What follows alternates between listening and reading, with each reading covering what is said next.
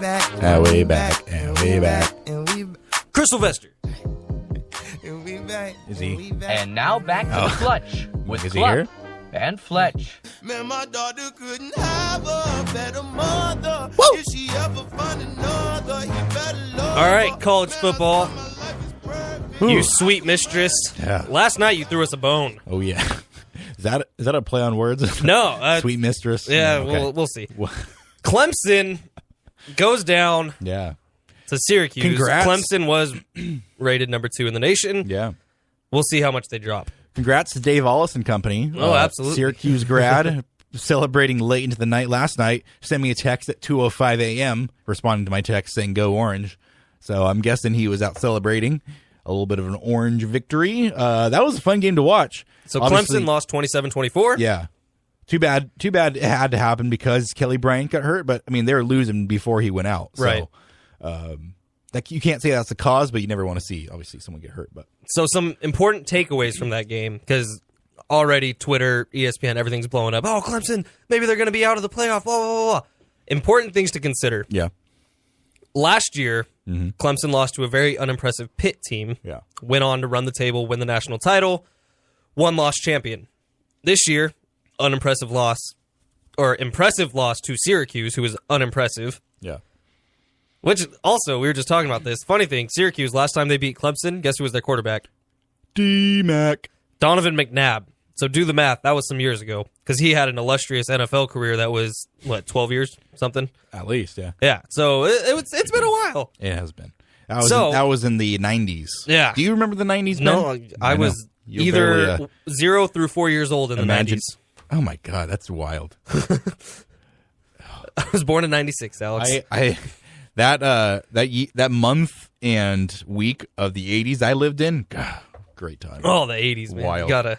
80s So- baby here. Another important thing to remember, Yes. the playoff committee hasn't even convened yet. They haven't not had True. one conversation. A very important group of people. And they take into consideration, you mentioned Kelly Bryant got hurt, key injuries.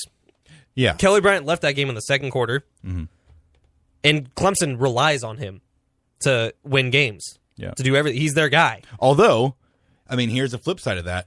If you're a team that relies on a quarterback who is not really a Heisman contender, I mean, it's obvious. Like, if Louisville were in this spot and they lost and said, "Oh, Lamar Jackson went out," well, they might say, "Okay, well, yeah, obviously, Lamar Jackson, reigning Heisman champion, Heisman Award winner, is out." Then, yeah, they're going to lose because their team is predicated on Lamar Jackson doing his thing.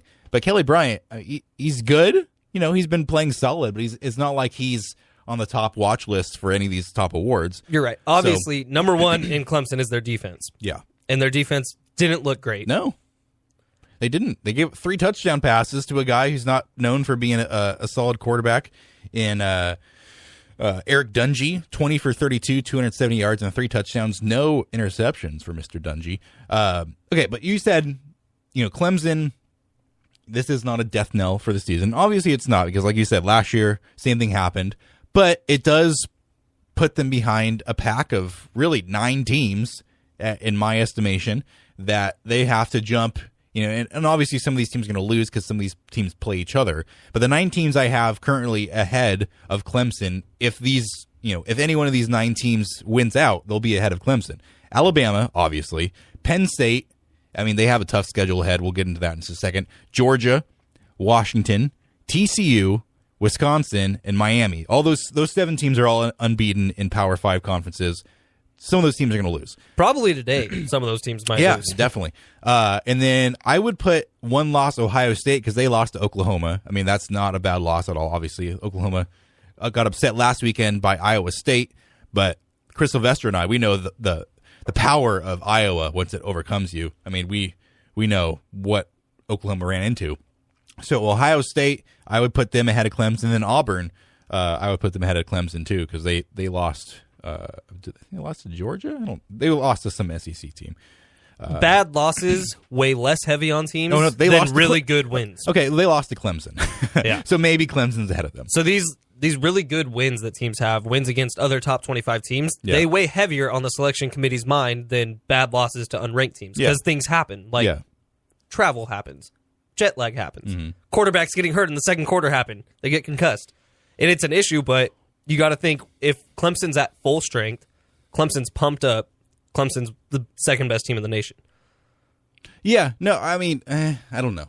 I mean, I would say the results coming into today or coming into last night would have said, yes, they're the second best team in the nation. But just overall, I'd put them behind Penn State. I'd put them behind Alabama. I'd put them behind Georgia. I think they're right there with Washington, probably for like that fourth team in the nation. And really, as I name those 9 teams that I think are ahead of Clemson now, I think there's 8 other teams that the selection committee would at least debate if one of these teams won out.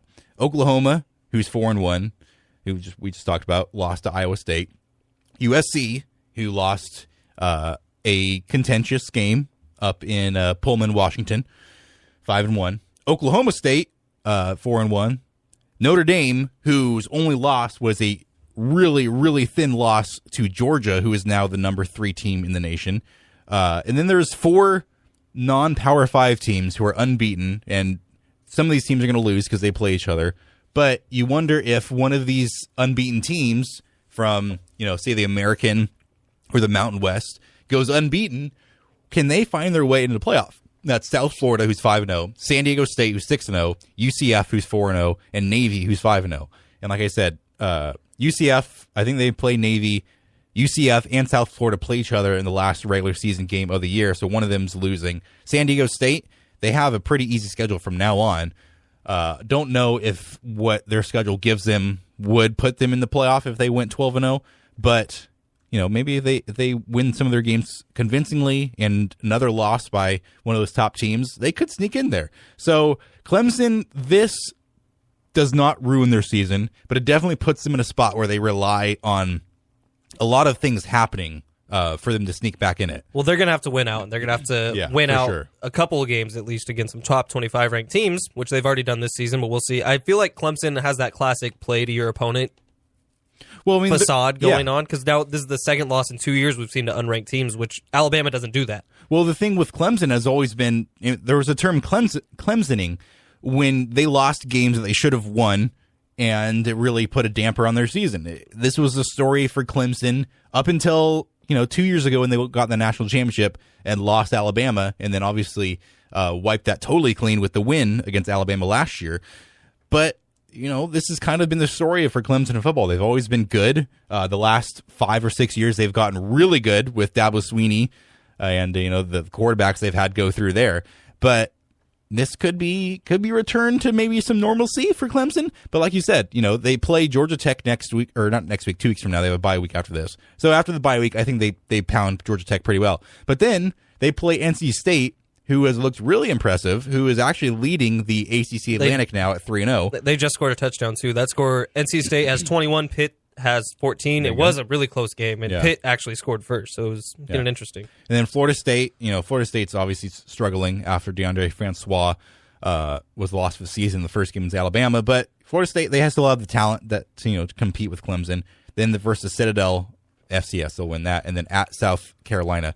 So it really, if they win that schedule out, they will go to the ACC title game, and they'll be playing Miami, most likely. Miami, is a tough team. They beat up Duke pretty good, who, people were kind of high on them for what David Cutcliffe and company have been able to build their program into.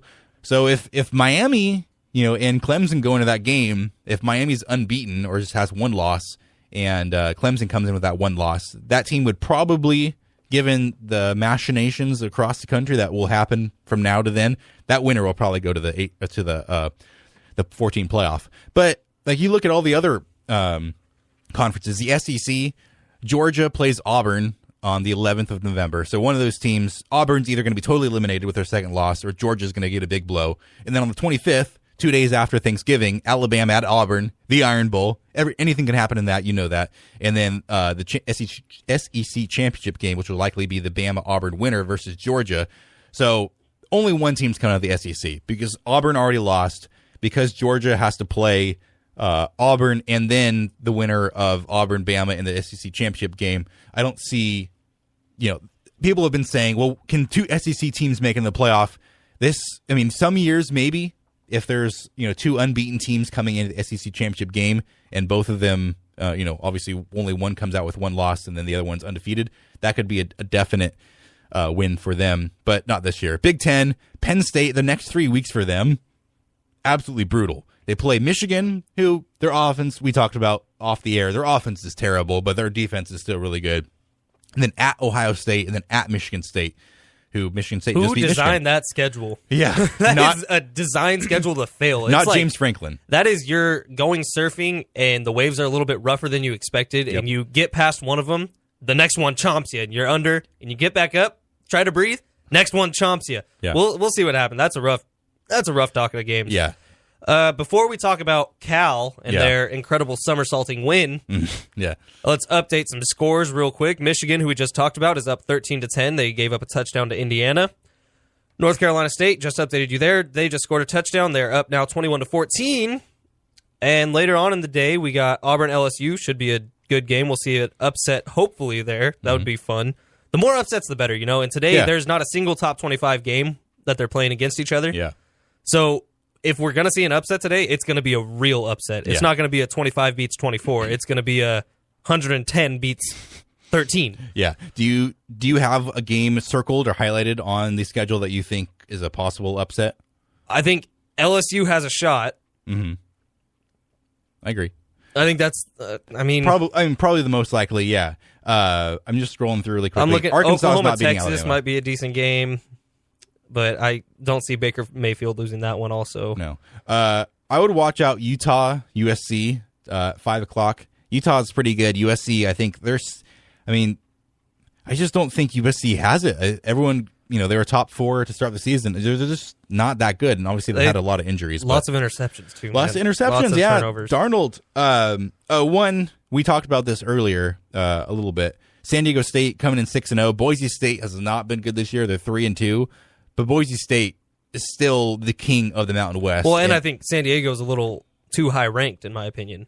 Well, they have a stud in Rashad Penny. They're running back, almost 1,000 yards already in 6 games. But if you tack one loss onto that 6-0 record, they drop immensely. Probably out of the top 25. For sure. And then always a good game. Pac-10, going back a few years. Pac-12 after dark. Oregon at Stanford. Oregon, not what they have been. And Stanford, God, Bryce Love, 6 games, 1,240 rushing yards. That's absolutely insane. And it's not like he's been doing it on way more carries than anyone else. He's averaging like 8 or 9 yards a carry. If he's not the Heisman winner, something strange happened in the last half of the season, because right now he's ahead of everyone else, in my opinion. All right. So the Clemson game, not damning. Not damning. To their season. No. However, Eastern Washington, I got to think. State? Washington State, sorry. I was thinking Big Sky. Yeah. Whatever chance Always they had at making the playoffs is it's gone. Gone. Yep. Losing to Cal by that much in that type of fashion, that's a rough one. Great for the Golden Bears. That was a really cool game for them. I had family who was at that game. I was getting texts throughout it. I got some pictures of the marching band. It was a really cool game for Cal, and they looked like a really good team up against a team that just struggled in every aspect of the game. Luke gave up 3 interceptions, or he threw 3 interceptions, and just 5 turnovers or something. It was insane, but good for Cal. They looked great. They looked like a great team. We'll see what they can do the rest of the season. 5 interceptions for Luke. 5 interceptions. Especially last week, the first play of the game. I don't remember who they were playing. I think Oregon. Yeah. 41-yard touchdown, first play of the game. Yeah. Never Never looked back. Dominated.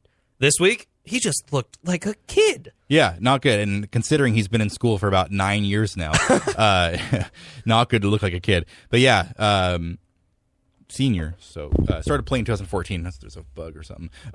Yeah, I mean, I would say the one caveat is, yes, terrible loss, 37-3 to an unranked Cal team who's 500. But if they're able to win out, and if they win big versus Stanford on November 4th, and then they win by like 3 touchdowns at Washington, and then they go into the Pac-12 title game and beat USC or whoever it happens to be by 2 touchdowns, they have to at least consider Washington State. It's obviously a more of a hurdle to jump over than a team like Clemson, who everyone thought beforehand was great. They had more